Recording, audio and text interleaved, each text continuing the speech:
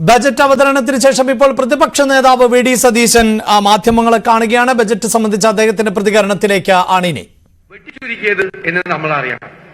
നിയമസഭ പാസാക്കിയ അപ്രോപ്രിയേഷൻ ധനാഭ്യർത്ഥനകൾ പാസാക്കിയ നിയമസഭ പണം ചെലവാക്കാൻ അനുമതി നൽകിയ പണം എക്സിക്യൂട്ടീവ് ഓർഡറിലൂടെയാണ്, നിയമം ലംഘിച്ചുകൊണ്ടാണ്, എക്സിക്യൂട്ടീവ് ഓർഡറിലൂടെയാണ് ഈ പദ്ധതി തുക വെട്ടിക്കുറച്ചത്.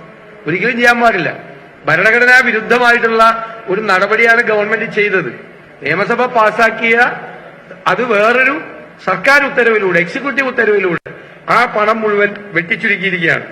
ന്യൂനപക്ഷ സ്കോളർഷിപ്പുകൾ വെട്ടിക്കുറച്ചത് കൂടാതെ പട്ടികവർഗ പദ്ധതിയിൽ, പട്ടികജാതിക്കാരുടെ പദ്ധതിയിലെല്ലാം വ്യാപകമായ വെട്ടിക്കുറവുകളാണ് നടത്തിയിരിക്കുന്നത്.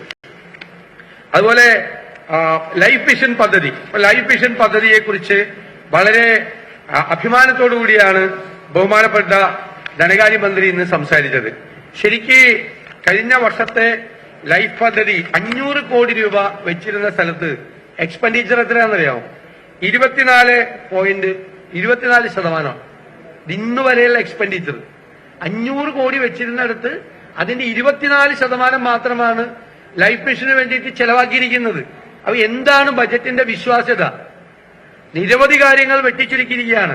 തദ്ദേശ സ്വയംഭരണങ്ങൾക്ക്, സ്ഥാപനങ്ങൾക്ക് കൊടുക്കുന്ന ഫണ്ട് വെട്ടിച്ചുരുക്കിയിരിക്കുന്നു. വിവിധ വികസന പദ്ധതികൾ, ക്ഷേമ പദ്ധതികൾ, കുട്ടികളുടെ സ്കോളർഷിപ്പ് ഉൾപ്പെടെയുള്ള കാര്യങ്ങൾ വ്യാപകമായി വെട്ടിച്ചുരുക്കിയിട്ട്, ഇപ്പോ ഞാനൊരു ഉദാഹരണം പറയാം. 700 കോടി രൂപ സപ്ലൈകോയ്ക്ക് വെച്ചിരിക്കുന്നു. സപ്ലൈകോയ്ക്ക് സർക്കാർ തന്നെ ഇപ്പൊ അത്രയും പൈസ കൊടുക്കാറുണ്ട്, കടമായിട്ട് കൊടുക്കാറുണ്ട്.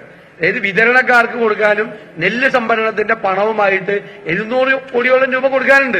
ഈ വർഷത്തെ അലോക്കേഷൻ വെച്ചിരിക്കുന്നത് 700 കോടിയാ. ആ കടം തീർത്ത പിന്നെ സപ്ലൈകോയ്ക്ക് വർക്ക് ചെയ്യാനുള്ള പ്രവർത്തന മൂലധനം ഇല്ല. സപ്ലൈകോ പൂട്ടുന്ന സ്ഥിതിയിൽ വരും. എല്ലാ സ്ഥാപനങ്ങളും, എല്ലാ വകുപ്പുകളും ഇങ്ങനെയാണ്. കാരുണ്യ പദ്ധതി ഏകദേശം 1800 കോടിയോളം രൂപയാണ് സർക്കാർ ആശുപത്രികളിലേക്കും വിവിധ സ്വകാര്യ ആശുപത്രികൾക്കും കൊടുക്കാനുള്ള തുക.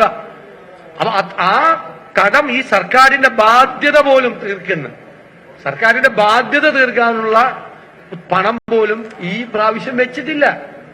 അപ്പൊ കഴിഞ്ഞ പ്രാവശ്യം പ്ലാനിൽ അലോക്കേറ്റ് ചെയ്ത പൈസ ഗൗരവമായി വെട്ടിക്കുറച്ചു. കോടിക്കണക്കിന് രൂപ വെട്ടിക്കുറച്ചു. ഏകദേശം ഒരു 50% വരും. വലിയ വെട്ടിക്കുറവുണ്ടായി.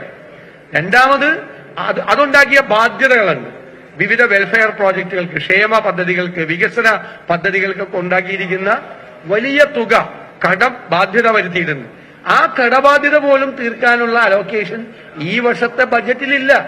പിന്നെ എങ്ങനെയാണ് ഒരു ബജറ്റ് പെർഫോം ചെയ്യുന്നത്? എങ്ങനെയാണ് ഒരു ബജറ്റ് വർക്ക് ചെയ്യുന്നത്? എങ്ങനെയാണ്? അപ്പൊ ഇത് വെറും പൊള്ളയായ വാക്കുകളാണ്. മാത്രമല്ല ആവർത്തനമായിരുന്നു കംപ്ലീറ്റ്. ഒന്നും കമ്പൈൻ ചെയ്തിട്ട് പോലുമില്ല ബജറ്റ്. ഞാൻ ആദ്യമായിട്ടാണ് കഴിഞ്ഞ 24 വർഷത്തിനിടയിൽ ഇങ്ങനെ ഒരു ബജറ്റ് കേൾക്കുന്നത്. പറഞ്ഞു തന്നെ ആവർത്തിച്ചുകൊണ്ടിരിക്കുക. അതായത് വിവിധ ഡിപ്പാർട്ട്മെന്റുകളിൽ നിന്ന് വന്ന സംഭവം ഒന്ന് കമ്പൈൻ ചെയ്ത് ഒരു ബജറ്റിന്റെ ഓർഡറിൽ പോലും ഈ ബജറ്റ് ആക്കിയിട്ടില്ല. നമ്മൾ കേട്ടത് തന്നെ 3 പ്രാവശ്യമൊക്കെ ചില കാര്യങ്ങൾ ബജറ്റിൽ ആവർത്തിച്ചു. ഇന്ന് കൃത്യമായിട്ടുള്ള ഒരു ബജറ്റിന്റെ ഷേപ്പിൽ പോലും, രൂപത്തിൽ പോലും ബജറ്റ് പോലും ആക്കിയിട്ടില്ല. കാരണം അതിന് യാതൊരുവിധ പ്രസക്തിയുമില്ല, അതിന് വിശ്വാസ്യതയില്ല. കാരണം അത്രമാത്രം വലിയ ബാധ്യതയിലാണ് സർക്കാർ നിൽക്കുന്നത്. അത്രമാത്രം മതി. ഇപ്പൊ സർക്കാർ ജീവനക്കാർക്ക് ഒരു ഗഡു കൊടുക്കുമെന്ന് പറയുന്നത് PF ലയിപ്പിക്കുമെന്ന് പറയുന്നത്. അപ്പൊ അവർക്ക് കിട്ടൂല. അവരുടെ ലീവ് സറണ്ടർ അത് 2027 കിട്ടും എന്നാണ് പറഞ്ഞത്. ഒരു യാഥാർത്ഥ്യ ബോധം ഇല്ലാത്ത ബഡ്ജറ്റാണെന്ന് പറയാൻ കാര്യം, 170 രൂപ ഉണ്ടായിരുന്ന റബ്ബറിന്റെ തറവില 10 രൂപ കൂട്ടി 180 രൂപയ്ക്ക്, അല്ലെ? 180 രൂപയ്ക്ക്. റബ്ബറിന് ഇപ്പോഴത്തെ മാർക്കറ്റിലെ വില എത്രയോ? 210 രൂപ. 208, 210. 208 ഇപ്പൊ ഇന്നത്തെ വില. 208 രൂപയാണ്. അപ്പൊ ഇവർക്ക് മാർക്കറ്റിനെ കുറിച്ചോ കർഷകരെ കുറിച്ചോ എന്ത് ബോധ്യമുണ്ട്? ഓൾറെഡി ഇവരിപ്പോ പറഞ്ഞിരിക്കുന്ന ഈ തറവിലയേക്കാൾ 28 രൂപ കൂടുതൽ മാർക്കറ്റിൽ ഓൾറെഡി ഉണ്ട്. 170 രൂപ 10 രൂപ കൂട്ടി 180 രൂപ ആക്കി. എന്തിനാ ഇവരുടെ പൈസ? എന്തിനാ? മാർക്കറ്റിൽ പോയാൽ 208 രൂപ കിട്ടും. അപ്പൊ ഇതൊന്നും പഠിക്കാതെ പിന്നെ ഭീകര കൊള്ളയാണ് ലാൻഡ് ടാക്സിൽ വരുത്തിയിരിക്കുന്നത്. ഭൂനികുതി ഒന്നും വർദ്ധിപ്പിക്കുന്നതിനൊന്നും നമ്മൾ എതിരല്ല. പക്ഷെ 50% വർധനമാണ് ഭൂനികുതിയിൽ. ഏറ്റവും സാധാരണക്കാരായ പാവപ്പെട്ട ആളുകളെ പിരിയുന്നതിന് വേണ്ടിയിട്ടാണ്. ഇവർക്ക് വേറെ ഒരു മേഖലയില്ല. ഇവര് യഥാർത്ഥത്തിൽ നികുതി പിരിവിൽ ഗൗരവതരമായി ഗവൺമെന്റ് പരാജയപ്പെട്ടു. ഇപ്പൊ പറയുന്ന കണക്ക് എന്താണെന്നറിയാം, 2020 മുതലുള്ള ആവറേജാണ് ഗ്രോത്ത് പറയുന്നത്. കാരണം കോവിഡ് കഴിഞ്ഞിട്ട് ഇതെല്ലാം നോർമലായപ്പോ ഉണ്ടായ ഒരു വലിയ ഗ്രോത്ത് ഉണ്ട്. കാരണം കോവിഡ് കാലത്ത് ഒരു ബിസിനസ്സും നടന്നിട്ടില്ല, ഒരു ടാക്സും കിട്ടിയിട്ടില്ല. അപ്പൊ കോവിഡ് കാലത്തെ പൈസയും കോവിഡ് കഴിഞ്ഞ് നോർമലായ വർഷത്തിലെ വരുമാനവും തമ്മിൽ താരതമ്യം ചെയ്തിട്ടാണ് ഈ ഗ്രോത്ത് കണക്കാക്കിയിരിക്കുന്നത്. ആ ഗ്രോത്തിന്റെ ടാക്സ് ഗ്രോത്ത്, അതായത് നികുതി വരുമാനത്തിന്റെ വളർച്ചയുടെ കണക്ക് പറഞ്ഞിരിക്കുന്നത് തന്നെ കബളിപ്പിക്കലാണ്, കബളിപ്പിച്ചിരിക്കുകയാണ്. നികുതി വരുമാനം ഗൗരവതരമായി വർദ്ധിക്കുന്നില്ല. 30%-ലധികം GSTയിലെ നികുതി വരുമാനം വർധനവ് ഉണ്ടാകേണ്ട സംസ്ഥാനമാണ് ആവറേജ്. കാരണം കൺസ്യൂമർ പോയിന്റാണ് എല്ലാം ടാക്സ് ഉള്ളത്. ഈ രാജ്യത്തെ ഏറ്റവും വലിയ അഡ്വാൻറ്റേജ് കിട്ടേണ്ട സംസ്ഥാനമായിരുന്നു കേരളം. പക്ഷെ ഇവരുടെ നികുതി ഘടന സംവിധാനങ്ങളൊക്കെ വളരെ ഏറ്റവും ഇനഫിഷ്യന്റ് ആയി പ്രവർത്തിക്കുന്നതുകൊണ്ടാണ് മറ്റു പല സംസ്ഥാനങ്ങളിലും നികുതി ഘടന മാറ്റിയവർ GSTക്ക് അനുരോധമായിട്ടുള്ള ടാക്സ് അഡ്മിനിസ്ട്രേഷൻ സിസ്റ്റം മാറ്റി. ഇവിടെ അതുപോലും ചെയ്തിട്ടില്ല. വളരെ ഇനഫിഷ്യന്റ് ആയിട്ട് പ്രവർത്തിക്കുന്ന ഒരു ടാക്സ് അഡ്മിനിസ്ട്രേഷൻ സിസ്റ്റമാണ്. ഒരു ഗവൺമെന്റിന്റെ പ്രൈം ഡ്യൂട്ടി എന്ന് പറയുന്നത് എന്താ?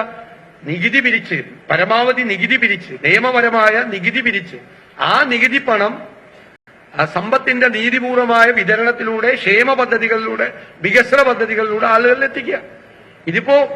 ഇപ്പോ ജലജീവൻ മിഷനെ കുറിച്ച് ഒരു പേജ് മുഴുവൻ പറയുകയാണ്. ജലജീവൻ മിഷന് കൊടുക്കാനുള്ളത് 4500 കോടിയാണ്. സെൻട്രൽ ഷെയർ ഉണ്ട്, അത് കിട്ടിയിട്ടില്ല. സ്റ്റേറ്റ് ഷെയർ കൊടുക്കാത്തതുകൊണ്ട് കോൺട്രാക്ടർമാരെല്ലാം ആത്മഹത്യയുടെ വക്കിലാണ്. ജലജീവൻ മിഷനിൽ വർക്ക് എടുത്തവർ 4500 കോടി ഓരോ സ്ഥലത്തും കൊടുക്കാനുള്ള തുക, ജീവനക്കാർക്ക് കൊടുക്കാനുള്ളത് 65,000 കോടി. അപ്പൊ 1 ലക്ഷം കോടി രൂപയിലധികം, ഏകദേശം 1.25 ലക്ഷം കോടിയുടെ പൊതുവായ കടബാധ്യതകൾ സർക്കാരിനുണ്ട്. അപ്പൊ അതിന് പോലും ഇല്ല. എന്നിട്ട് ഈ 50% പ്ലാൻ കട്ട് ചെയ്തിട്ട് 2000 കോടി പ്ലാൻ വർദ്ധിപ്പിച്ചു എന്ന് പറയുന്നതിൽ യുക്തി എന്താ? കേട്ടാൽ ചിരിച്ചു പോകും നമ്മള്. ഒരാഴ്ചയായിട്ടില്ല ഈ പ്ലാൻ സൈസ്, ഉള്ള പ്ലാൻ സൈസ് മുഴുവൻ കട്ട് ചെയ്തു. എന്നിട്ട് ഇപ്പോൾ പ്ലാൻ വർദ്ധിപ്പിച്ചിരിക്കുന്നു എന്ന് പറയുന്നത് നമ്മളെ പരിഹസിക്കുന്നതിന് തുല്യമാണ്. ഇത് കേരളത്തെ യഥാർത്ഥത്തിൽ ഈ കഴിഞ്ഞ 3-4 വർഷക്കാലത്തെ ഭരണം കേരളത്തെ 10-20 വർഷം പിന്നോട്ട് വലിക്കുകയാണ്. ആരോഗ്യരംഗത്ത്, വിദ്യാഭ്യാസ രംഗത്തെ കുറിച്ചൊക്കെ പറയുന്ന കേട്ട് എന്താ സംഭവം? വൈസ് ചാൻസലർമാര് പോലുള്ള യൂണിവേഴ്സിറ്റികളിൽ പണ്ട് 90% മീതെ മാർക്കുണ്ടെങ്കിൽ മാത്രം അഡ്മിഷൻ കിട്ടുന്ന കോഴ്സുകളിൽ പോലും കുട്ടികൾ പഠിക്കാൻ പോകുന്നില്ല. അത് ഗ്രേഡ് കിട്ടിയെന്ന് പറയുന്നത് യൂണിവേഴ്സിറ്റികൾക്ക് ഗ്രേഡാണ്. എല്ലാ യൂണിവേഴ്സിറ്റികളിലും വലിയ ബ്രെയിൻ ഡ്രെയിനാണ് കേരളത്തിൽ നടക്കുന്നത്. അതിനനുസരിച്ചിട്ടുള്ള ഒരു പ്രോജക്റ്റോ ഒരു സ്കീമോ ഒന്നും ഗവൺമെന്റിന്റെ മുമ്പിലില്ല. കുട്ടികൾ